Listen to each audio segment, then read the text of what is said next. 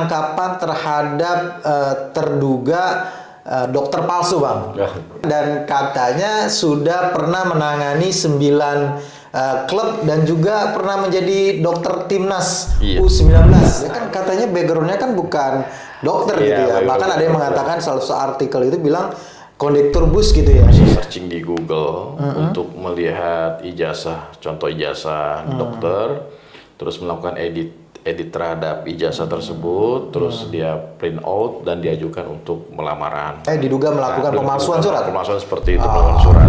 Selain daripada pemalsuan surat, kemudian penipuan, mungkin nggak bisa diterapkan misalkan undang-undang karena dia mengaku sebagai dokter gitu ya. Undang-undang kedokteran gitu, praktek kedokteran mungkin bisa juga ya.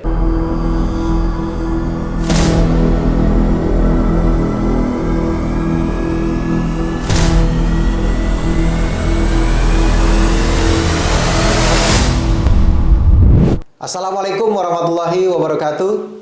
Kembali lagi di YouTube channel Halo Pengacara. Apa kabarnya sahabat Halo Pengacara? Semoga dalam keadaan sehat walafiat.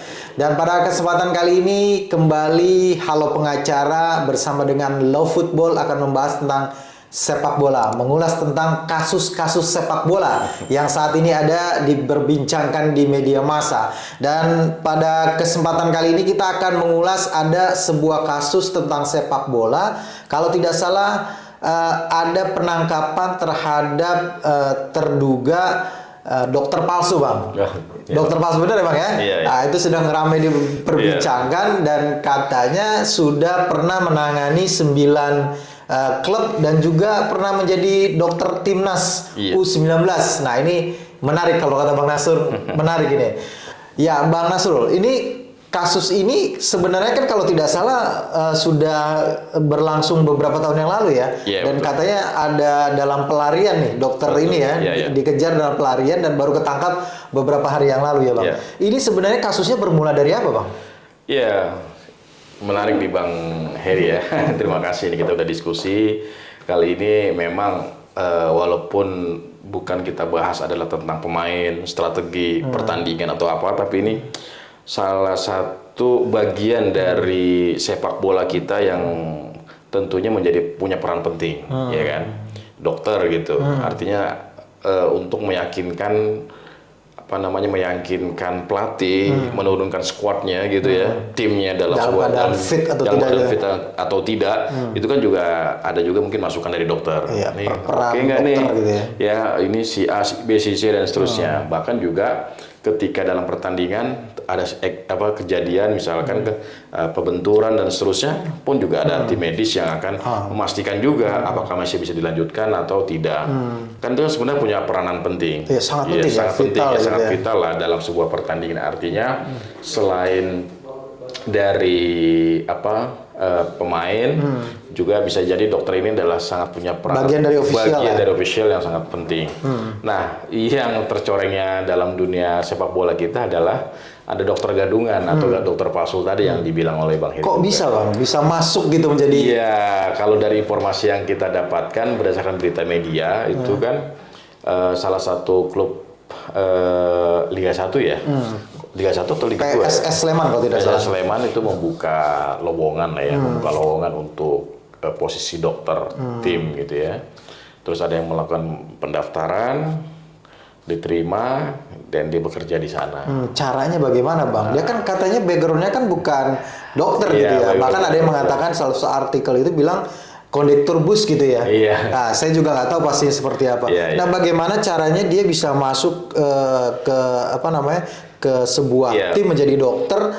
Kronologisnya seperti apa kalau dalam berdasarkan mungkin yang ada di media gitu? Kalau berdasarkan berita media kan dia bisa searching di Google untuk melihat ijazah, contoh ijazah dokter, terus melakukan edit terhadap ijazah tersebut, terus dia print out dan diajukan untuk melamaran. Itu berita medianya. Terduga melakukan diduga melakukan pemalsuan surat. Pemalsuan seperti itu, pemalsuan surat. Tapi yang cukup menarik, dia punya keberanian, keberanian untuk mengambil sebuah profesi yang mungkin itu enggak mudah menurut saya satu. Dan bukan keahlian dia. Bukan keahlian dia, artinya kalau dia masih ada kaitan hubungan dengan dunia kesehatan atau pernah berinteraksi setiap hari dengan dunia kesehatan, saya pikir it's okay, dia pasti sedikit banyak akan mengetahui ya. Artinya keberanian dia untuk melakukan edit dan mengambil porsi sebagai sebuah dokter, dengan keberadaan itu saya rasa saya agak ini juga agak apa ya, ini orang berani juga ya untuk mengambil resiko yang tinggi gitu ya. Artinya resiko yang tinggi itu bukan hanya resiko terhadap dirinya, tapi resiko terhadap pemain yang harus mendapatkan advice dari dia. Misalkan seorang sakit tapi dia bilang enggak, atau mungkin sebaliknya orang enggak sakit tapi bilang dia sakit dan seterusnya. Lebih fatal lagi kalau dia memberikan pengobatan yang memang misalkan treatment pengobatan, apalagi sampai membuat resep obat dan seterusnya, itu kan juga agak membahayakan gitu. Tapi kita belum tahu detailnya hal apa yang membelatar belakangi, selain mungkin tadi kalau lihat dari gajinya sih agak lumayan ya. Iya, antara 10, 15, 25 sampai 25 lah ya. Tapi mungkin harus bisa jadi lebih detail nanti pasca ini, kita coba cari lebih banyak itu informasi. Apakah sudah sampai pada tahapan dia memberikan resep, memberikan obat gitu ya, atau sampai pada tahapan dia melakukan terapi dan seterusnya dan seterusnya. Saya rasa ini penting untuk menjadi pembelajaran buat semua tim dan kita semua, itu sih Prince. Iya, yang menarik nih Bang, ini kan tidak hanya PSS Sleman, ada beberapa klub lain yang besar loh Bang. Kalau tidak salah disebutkan ada Madura United, katakan ya, Bali United, pernah menggunakan, bahkan tadi pernah saya sebut juga sebagai dokter timnas U19 loh, sampai sejauh itu gitu. Timnas itu berarti kan sudah luar biasa ya, seorang bisa masuk menjadi dokter timnas gitu. Nah, pasal apa Bang yang dikenakan oleh pelapor ini, apa mengenakan pasal apa Bang? Ya, pemalsuan ijazah ya, pemalsuan, terus sama termasuk juga penipuan. Saya rasa pasal ini bisa tepat untuk dikenakan ya. Tapi satu hal yang harus kita belajar dari kasus ini, tentunya hal ini adalah bahwasannya memang setiap orang yang terlibat dalam aktivitas, terutama dalam sepak bola ya, yang punya profesi tertentu, ini memang harus ada proses penelitian yang lebih detail ya.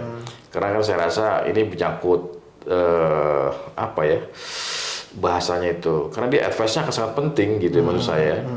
Misalkan pemain ini sakit atau enggak, fit atau tidak, dan bahkan dia bisa merekomendasikan jangan dimainkan dulu yang ini misalkan, karena dalam kondisi yang nggak pas atau kondisi yang tidak oke dan seterusnya. Saya rasa ini proses pembelajaran. Selain daripada pemalsuan surat, kemudian penipuan, mungkin nggak bisa diterapkan misalkan undang-undang, karena dia mengaku sebagai dokter gitu ya. Undang-undang kedokteran gitu, praktik kedokteran mungkin bisa juga ya, terasa bisa juga itu. Perlu didalami gitu ya. Nah, sekarang yang penting adalah ini jangan sampai kan kasus yang seperti ini kemudian muncul kembali gitu ya. Ada dokter-dokter yang mengaku dokter gitu ya, bukan dokter-dokter, tapi orang-orang yang mengaku dokter padahal bukan dokter gitu ya. Yang itu bisa membahayakan bagi jiwa orang lain begitu ya. Betul. Apa yang perlu dilakukan dalam tim sepak bola Indonesia khususnya gitu? Apakah perlu ada pengawasan terkait khusus tenaga medis atau ofisial secara? Ya, yang pasti sih kalau dari yang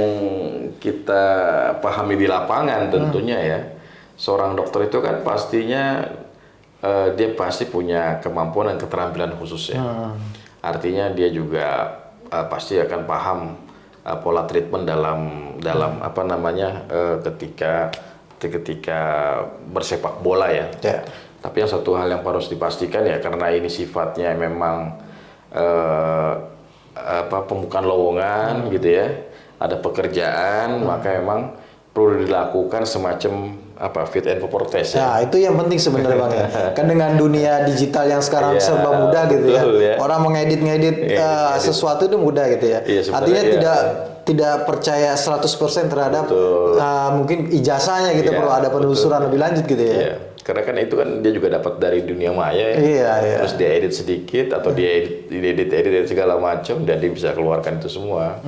Ya walaupun misalkan saya nggak tahu apakah yang diedit namanya, apakah yang diedit itu justru nama ijazahnya tetap, editannya adalah KTP-nya atau segala macam, kita belum tahu nih Bang. Belum tahu ya. Artinya misalkan namanya A di ijazah yang dia dapatkan di internet, sedangkan nama dia B.